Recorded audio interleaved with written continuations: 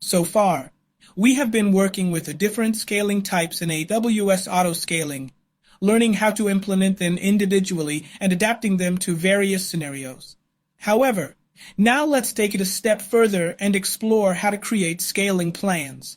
Unlike what we have been doing, a scaling plan is not limited to a specific scaling type or resource. Instead, a scaling plan is a set of instructions that you configure to scale multiple resources in AWS in a coordinated manner.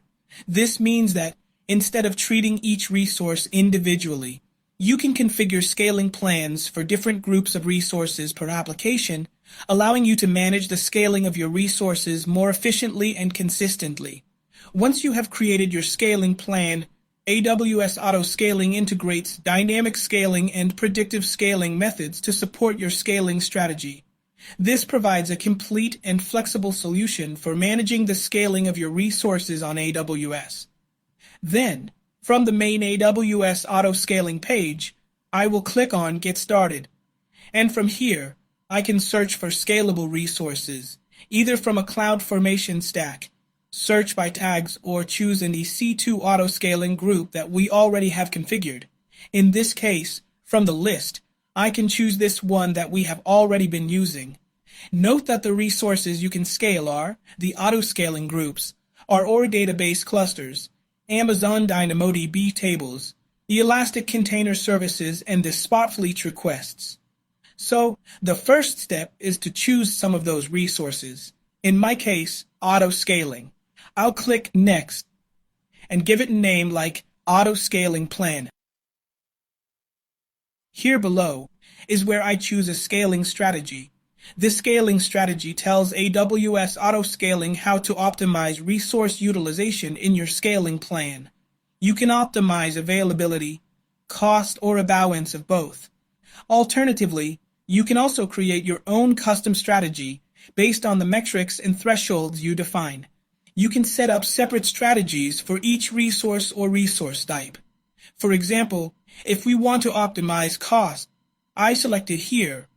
I'm going to expand the configuration details option.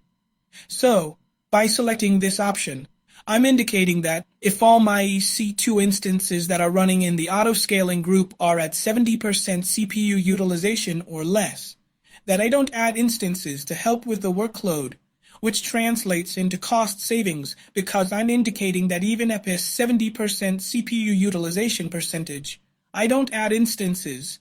Now if it gets to go to 71% or more, then it will. If we are not concerned about costs and we are concerned about the availability of our web or application, I can choose the Optimize Availability strategy that indicates that if the CPU utilization goes over the threshold of 40% CPU utilization of the instances of my autoscaling group, that instances are added. This is what the autoscaling plans are used for. All of this is based on the metrics that we have already been seeing throughout all these classes. Now, these strategies are supported by the dynamic or predictive scaling policies that we also saw earlier. If you want to have more control over the scaling, you can disable predictive scaling to work with dynamic scaling. Now, if I want something more customized, I select the custom option up here, and notice now that it lets me choose the type of metric in this list. I can choose by CPU utilization or the average input or output of the network. If it is by CPU utilization, I can indicate here 60%. Once I have finished selecting my scaling strategy, I click Next, choose my configured autoscaling group. I can expand the General Settings option. And here I have my strategy set up. Notice that I can configure the minimum and maximum capacity of instances I can have running or not. In the Dynamic Scaling Configuration option, I can, for example, configure the time in seconds for instances to warm up.